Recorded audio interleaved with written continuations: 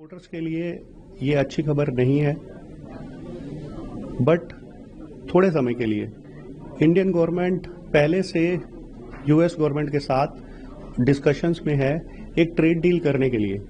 हम एक्सपेक्ट कर सकते हैं कि जल्दी वो ट्रेड डील हो जाएगी, 1 महीने में, 2 महीने में, और ये 25% टैरिफ जो 7 दिनों के बाद लगेगा वो चला जाएगा और इंडियन एक्सपोर्टर्स को एक रिलीफ मिल सकता है। इससे पार्लियामेंट में बड़ा इशू हुआ है जिसमें ट्रेड इकोनॉमी को लेकर बात की जा रही है, जिसमें यूएस प्रेसिडेंट ने का एक बयान इंडिया को लेकर आया है कि वो ट्रेड इकोनॉमी है और रशिया के साथ ट्रेड कर रहा है तो वो ट्रेड और नीचे इकोनॉमी जाएगी, जिस पर हमारे कॉमर्स एंड इंडस्ट्री मिनिस्टर ने बयान भी दिया है, क्लैरिफाई करा है कि इंडिया जो फास्टेस्ट लार्जेस्ट इकोनॉमी है, फास्टेस्ट ग्रोइंग लार्जेस्ट इकोनॉमी, लेकिन अपोजिशन बोल रहा है कि ट्रंप का कहना सही है। किस तरह से आप इसको देखते हैं? हम राष्ट्रपति ट्रंप को जानते हैं, वो इस तरह की एग्रेसिव स्टेटमेंट्स करते रहते हैं, इंडिया के लिए नहीं सब कंट्रीज के लिए करते रहते हैं, लेकिन हमें एक शॉर्ट टर्म प्लेजर के लिए किसी भी तरह से उसे रिस्पॉन्ड नहीं करना चाहिए। इंडिया पहले से नेगोशिएशंस में है, अगर हम किसी भी तरह का कोई गलत स्टेटमेंट देंगे हमारे प्रधानमंत्री की तरफ से या वित्त मंत्री की तरफ से, तो वो जो हमारे डिस्कशंस हैं उस पर बुरा प्रभाव डाल सकता है।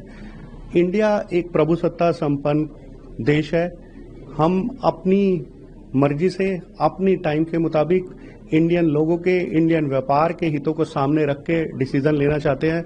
हम किसी भी तरह से उनके यूएस के प्रेशर में नहीं आना चाहते हैं, तो इसीलिए हम लोगों को इसमें अभी वेट करना चाहिए और एक बैलेंस्ड अप्रोच में जो डील हम करने के लिए आगे बढ़े हैं उसे खत्म करना चाहिए। सर, हमारे मिनिस्टर में बात हो रही थी तो इस तरह की बात हो रही थी कि इंडिया प्रेफरेंशियल राइट्स चाहता है in comparison to other Asian countries. अब जिस तरह से इंडिया पे टैरिफ लगा है और एशियन कंट्री में तमाम देशों पे टैरिफ लगा है, तो इंडिया की कॉम्पिटिटिवनेस किस तरह की रहेगी? इंडिया का मुख्य कॉम्पिटिटिव चीन है। चीन पे अभी 30% टैरिफ लग रहा है, इंडिया पे 25% टैरिफ लग रहा है, तो 5% इंडिया के पास कॉम्पिटिटिव एडवांटेज है।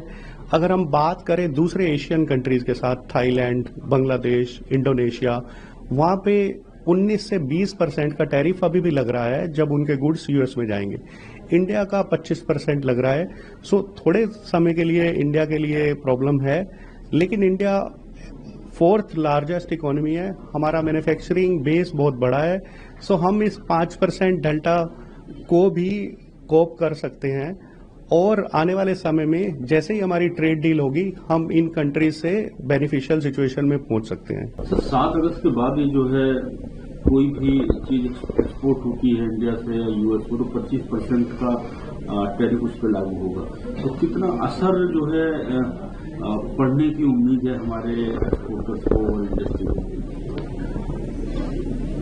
यूएस इंडिया का एक मेन और बड़ा पार्टनर है, इसका इम्पैक्ट इंडियन एक्सपोर्टर्स पे पड़ेगा, बट इसका इम्पैक्ट इंडियन इकोनॉमी पे कितना होगा वो डिपेंड करेगा कि कितने समय में हम ट्रेड डील कर पाते हैं। 1 महीने के बाद, 2 महीने के बाद, उससे वो इम्पैक्ट निर्धारित होगा। नॉर्मली जो अभी हमने कुछ रिपोर्ट्स देखी हैं, इंडियन इकोनॉमी पे ये जो इंक्रीज टैरिफ है 10 से 25% इंडिया पे लगने लगा है, उससे हमारी जीडीपी पे 0.2% का फर्क पड़ सकता है। बट हमें देखना होगा कि कब इंडिया डील कर सकता है और हो सकता है उसके कुछ पॉजिटिव इम्पैक्ट आए और फिर से हम अपनी जीडीपी को दोबारा से रिकवर कर पाए। आज इंडियन इकोनॉमी, चाहे वर्ल्ड में जितना भी भूचाल आया, जितनी भी लड़ाइयां हुई अभी पिछले 3 साल में, बहुत अस्थिरताएं आई, अमेरिकन ने भी बहुत अनाउंसमेंट किए, लेकिन असर कितना हुआ है आप देखिए। शेयर मार्केट जो है, stock market is the biggest indicator of कोई भी बड़ी इकोनॉमी की, अर्थव्यवस्था की कोई बड़ी कुछ घटनाएं होती है तो इमीडिएटली उसका एक रिफ्लेक्शन आता है। स्टॉक मार्केट में कोई बहुत लंबा चौड़ा असर नहीं आया, कारण कि देश की इकोनॉमी बहुत मजबूत है, एक बेसिक फंडामेंटल इकोनॉमी इतनी स्ट्रांग है कि इसका कोई असर मुझे नहीं लगता। और हमारे जहां तक रियल एस्टेट का सवाल है, चूंकि मैं रियल एस्टेट से हूं, उसमें तो कुछ भी फर्क नहीं आने का है, बिकॉज हमारे यहाँ जो मिडिल क्लास और अपर मिडिल क्लास और लोअर मिडिल क्लास भी जो है और इवन जो LIG सेक्टर में भी जो लोग हैं, इन सब की इनकम लेवल जो बढ़ रहे हैं, तो इन सब की परचेजिंग पावर बढ़ती जा रही है। आज आप देखिए जिस तरह से लोग घर खरीदने में पैसा खर्च कर रहे हैं, या चाहे ऑटोमोबाइल में पैसा खर्च कर रहे हैं, 2 व्हीलर 4 व्हीलर खरीद रहे हैं, या जिस तरह से यात्रा ट्रेवल में या अपने रोजमर्रा की जरूरत में जो पैसा खर्च कर रहे हैं, एजुकेशन में पैसा खर्च कर रहे हैं, बिकॉज इकोनॉमी इज ग्रोइंग। और एक फंडामेंटल इकोनॉमिक ग्रोथ जब होती है तो our economy is not dependent on one country, कि अमेरिका पे खाली डिपेंडेंट नहीं है। हमारी इकोनॉमी एक वर्ल्ड की एक बड़ी इकोनॉमी है, जो एशिया में तो हम अग्रणी हैं ही, और बाकी भी और कंपेयर करिए तो आप अफ्रीकन कंट्रीज करिए, यूरोपियन कंट्रीज करिए। आज हमारे यहाँ की कुछ कंपनियां ऐसी हैं जो एक छोटे मोटे देश की इकोनॉमी से बड़ी है। आज बहुत सी कंपनियां, इंडिया की 10-12 कंपनी ऐसी मिल जाएगी जो एक छोटे मोटे, जैसे श्रीलंका है या बांग्लादेश है या कोई अफ्रीकन कंट्रीज है, उनके टोटल कंट्री का बजट से बड़ी हमारी कंपनियां हैं। तो इंडियन इकोनॉमी में मुझे नहीं लगता इससे कोई भी बड़ा फर्क पड़ेगा।